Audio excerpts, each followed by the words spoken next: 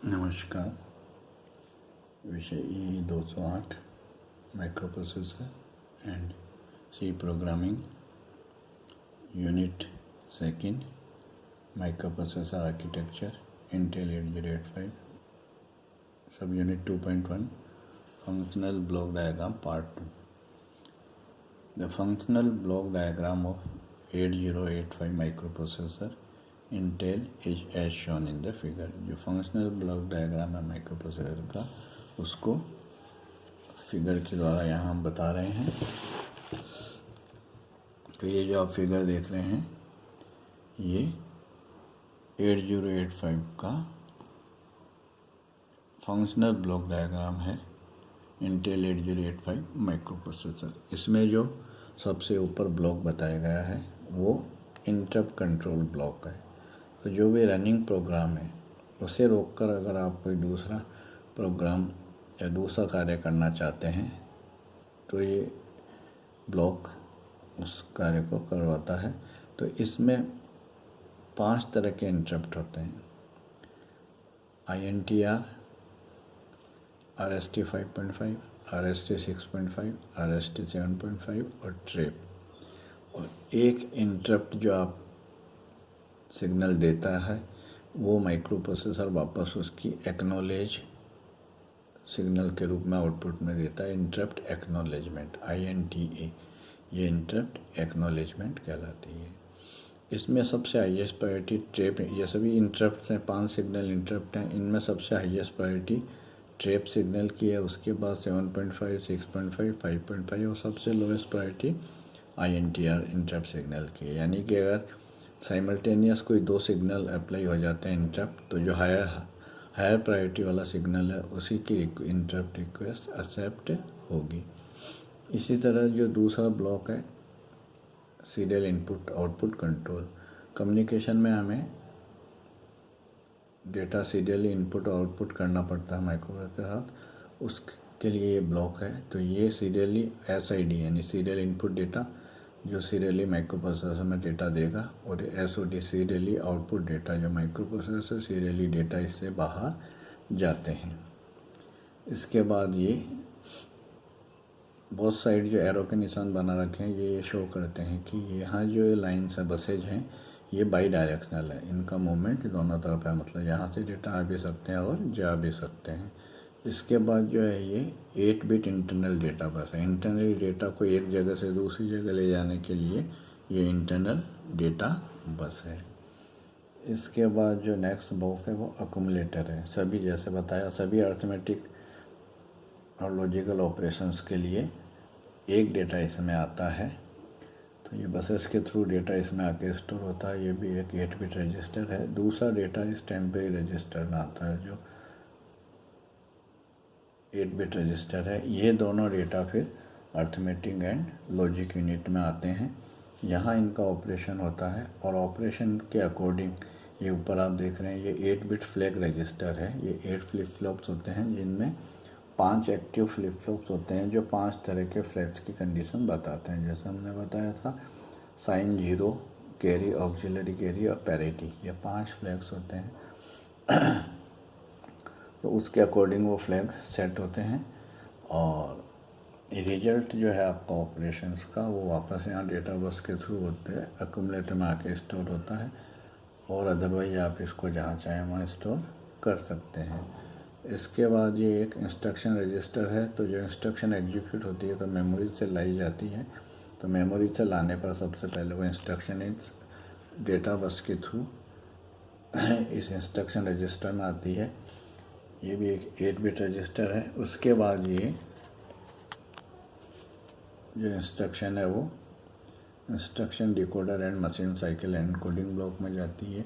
यहाँ से पता चलता है कि उस इंस्ट्रक्शन में क्या करना है, जैसे नंबर को जोड़ना है, घटाना है, या डेटा को एक स्थान से दूसरे स्थान पर लाना ले जाना है। तो हमें ऑपरेशन क्या करना है माइक्रोप्रोसेसर को, वो यहाँ से पता चलता है, और उसके लिए कितनी मशीन साइकिल्स की ज़रूरत होगी वो भी यहीं पता चलता है। यहाँ से फिर वो signals timing and control unit जो है वहाँ जाते हैं। उससे पता लगता है कि ये टाइमिंग एंड कंट्रोल यूनिट इस इंस्ट्रक्शन में कौन कौन से ब्लॉक काम में आएंगे, उन सभी ब्लॉक को ये आप देखेंगे सभी ये कंट्रोल लाइन्स है, हर पार्ट पर जा रही हैं। तो सभी पार्ट्स पर ये कंट्रोल यूनिट, तो जो जो ब्लॉक या पार्ट इसमें पार्टिसिपेट करेगा उनको ये time and control unit signal भेजती है। तो ये बहुत सारे सिग्नल्स जनरेट करती हैं जो यहाँ बताए गए हैं। इसमें एक क्लॉक जनरेटर होता है जो माइक्रो प्रोसेसर का बेसिक ऑपरेटिंग फ्रीक्वेंसी को डिसाइड करता है। X1 X2 एक इसी क्लॉक को हम एक्सटर्नली भी काम में ले सकते हैं। अब ये इसके अलग अलग सिग्नल्स हैं, एक रेडी सिग्नल्स हैं, कंट्रोल सिग्नल में read and right control signals हैं। तो ऑपरेशंस ALE है, एड्रेस लैच इनेबल, जो एड्रेस को डेटा से सेपरेट करता है। ये स्टेटस सिग्नल्स हैं, S0 S1 input output oblique memory. तो आपका ऑपरेशन इनपुट आउटपुट का है या मेमोरी से रिलेटेड है, रीड का है या राइट का है, तो ये सारे यहाँ से कंट्रोल होते हैं। DMA डायरेक्ट मेमोरी एक्सेस भी एक सिग्नल है जो बताता है कि मेमोरी माइक्रो प्रोसेसर का इनपुट और मेमोरी के बीच में डायरेक्ट अगर आपको डेटा ट्रांसफ़र करना है तो ये सिग्नल्स काम में आते हैं। इसमें होल्ड और एक होल्ड एक्नॉलेजमेंट सिग्नल होता है। अगर आपको सिस्टम को रीसेट करना है तो इसी तरह एक रीसेट सिग्नल होता है। तो आप ये जैसे जहाँ सिग्नल्स पे बार बताई जाती है उनका मतलब होता है कि वो सिग्नल एक्टिव लो है, यानी कि करस्पॉन्डिंग माइक्रो प्रोसेसर की करस्पॉन्डिंग पिन पे जब लो सिग्नल जाएगा तब ये ऑपरेशन एक्टिव होगा। यहीं से जो रीसेट इन से करस्पॉन्डिंग रीसेट आउटपुट सिग्नल मिलता है जिससे आप अन्य डिवाइसेस को भी रीसेट कर सकते हैं। इन सभी सिग्नल्स का और ऑपरेशंस हम आगे डिटेल्स में देखेंगे। यहाँ नेक्स्ट जो ब्लॉक है एक मल्टीप्लेक्सर है। तो ये जो पूरा ब्लॉक आप देख रहे हैं ये ब्लॉक एक रजिस्टर एरे का है। तो इस रजिस्टर एरे में से कौन सा particular register, group of registers हैं, तो इसमें से कौन सा पर्टिकुलर रजिस्टर आपको सेलेक्ट करना है, वो ये मल्टीप्लेक्सर किस पर्टिकुलर जगह पे जाना है वो इस मल्टीप्लेक्सर की सहायता से और एक रजिस्टर सेलेक्ट है, इनकी सहायता से ये कार्य परफॉर्म किया जाता है।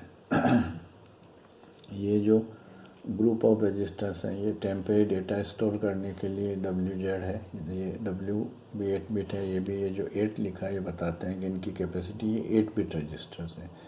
और अगर एक पर्टिकुलर ग्रुप में काम आ सकते हैं तो ये 8 और 8 16 बिट डेटा को भी स्टोर कर सकते हैं। जैसे ये रजिस्टर B है, ये C D E H L, ये सभी रजिस्टर इंडिविजुअली 8 बिट रजिस्टर्स के रूप में काम में आते हैं।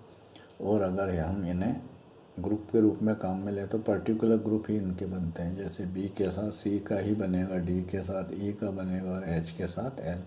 तो इस तरह B C D E H L group में काम आते हैं। तो इस 16 बिट डेटा को भी स्टोर कर सकते हैं। इसी तरह में एक 16 बिट रजिस्टर है स्टैक पॉइंटर।